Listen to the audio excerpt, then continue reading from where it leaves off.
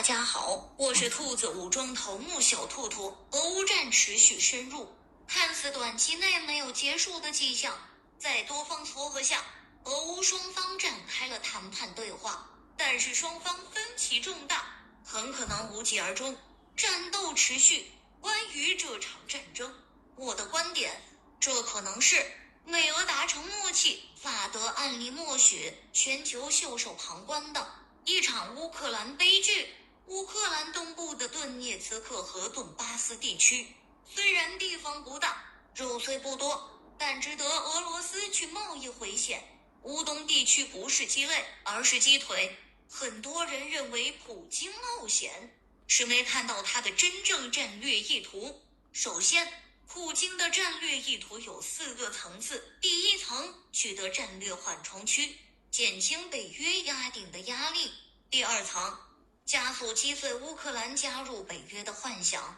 试探欧美同盟的真正成色。第三层，转嫁国内矛盾，为2024年总统竞选挣积分。第四层，打破俄罗斯的宿命，把俄罗斯带回苏联时期的巅峰与荣光。普京此举看似冒险，却是神来之笔。他并不打无准备之仗，面对经济制裁毫无惧色，因为只要中国不参加制裁，俄罗斯就能挺过难关。此举可以实现诸多目标：一、与美国分赃，俄罗斯获得缓冲区，美国获得在欧资本回流，提振经济；二、与中国互利，俄罗斯牵扯美国经历，使中国在台湾和南海问题上更有底气，并获得部分在欧资本流入；三、震慑东欧，惩罚乌克兰，杀鸡儆猴，保证周边小国不敢轻举妄动；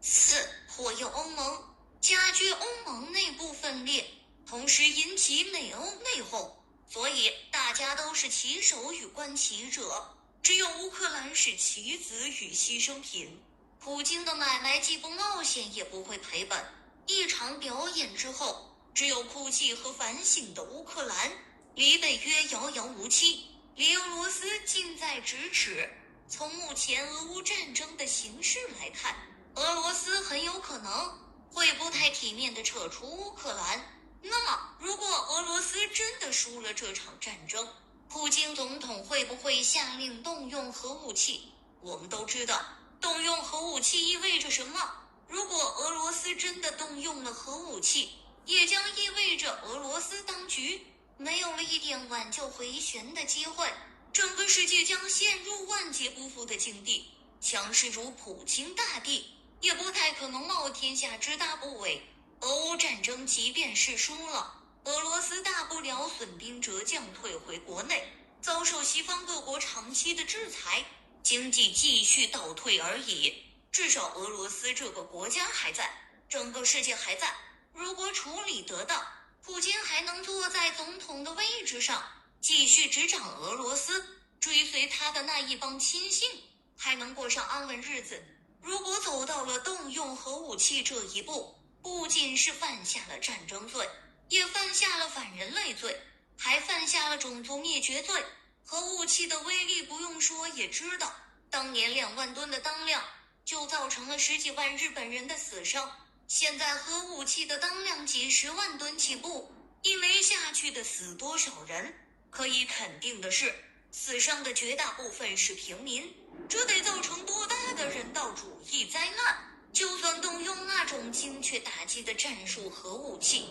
只针对敌方阵地，那也不可避免的会造成大量无辜平民的死伤。核武器的杀伤力太强了，一旦动用核武器，这个战争的性质也就变了。以前打常规战，就好比2个人赤手空拳在打架，在法律上顶多算是斗殴。若是动用核武器，那就相当于持刀杀人了，那可是杀人罪。本来这次俄罗斯出兵乌克兰，就招致了西方各国的非议，世界上几10个国家一致谴责俄罗斯，俄罗斯的国际环境也越发孤立。俄罗斯在动用核武器打击乌克兰，几乎可以肯定，除了几个国家之外，俄罗斯将沦为人类的公敌，成为当年的纳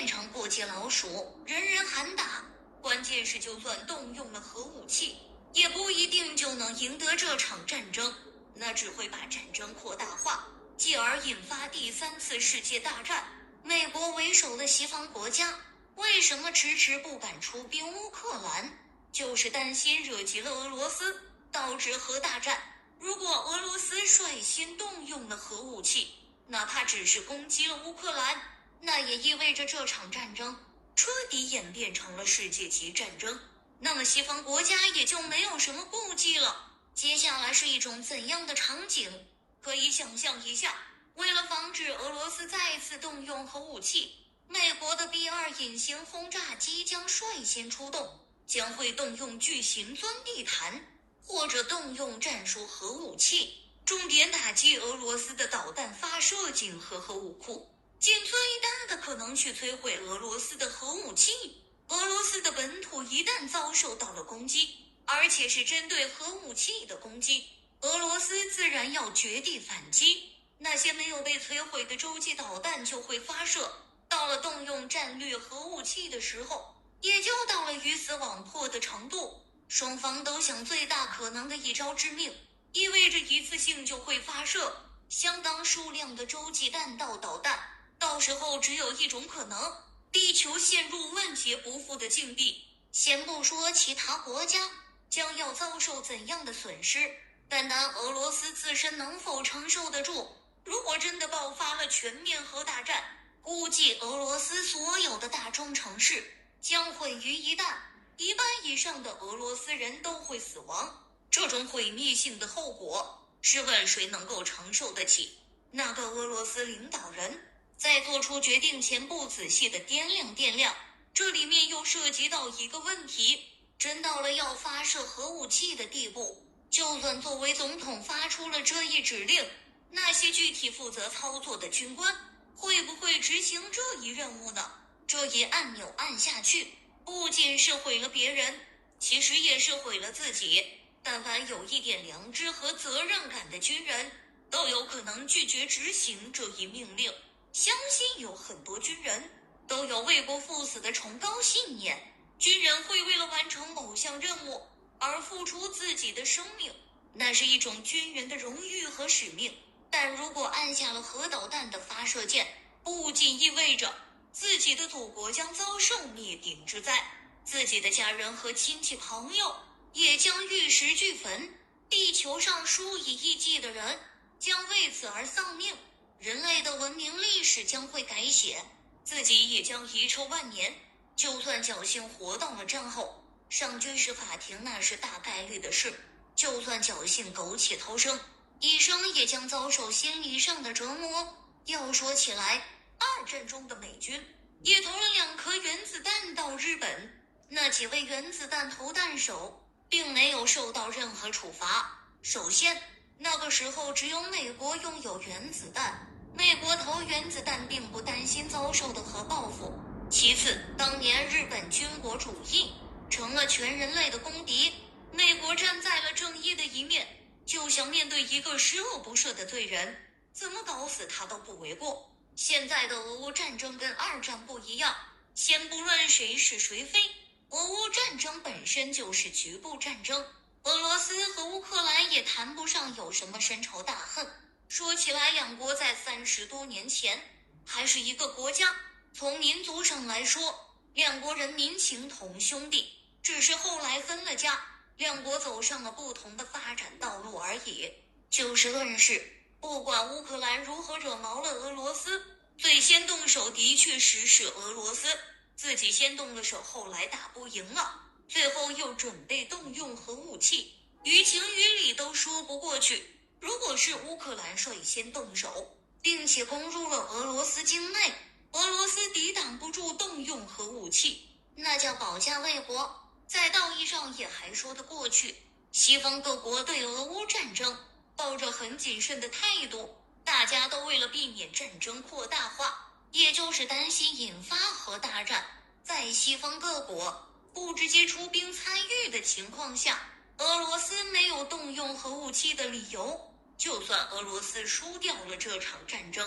俄罗斯也不太可能动用核武器，当然，事无绝对，如果美国为首的北约展开了对俄罗斯的群殴，俄罗斯损失极为惨重，甚至把战火烧到了俄罗斯境内，以俄罗斯人的民族特性，很有可能鱼死网破。前面也说了，就目前的情况看，北约不太可能光明正大的出兵乌克兰，自然也就不会发生群殴的事。因此，我们大可不必担心核战争，因为那是谁都无法承受之重。哪怕强如俄罗斯，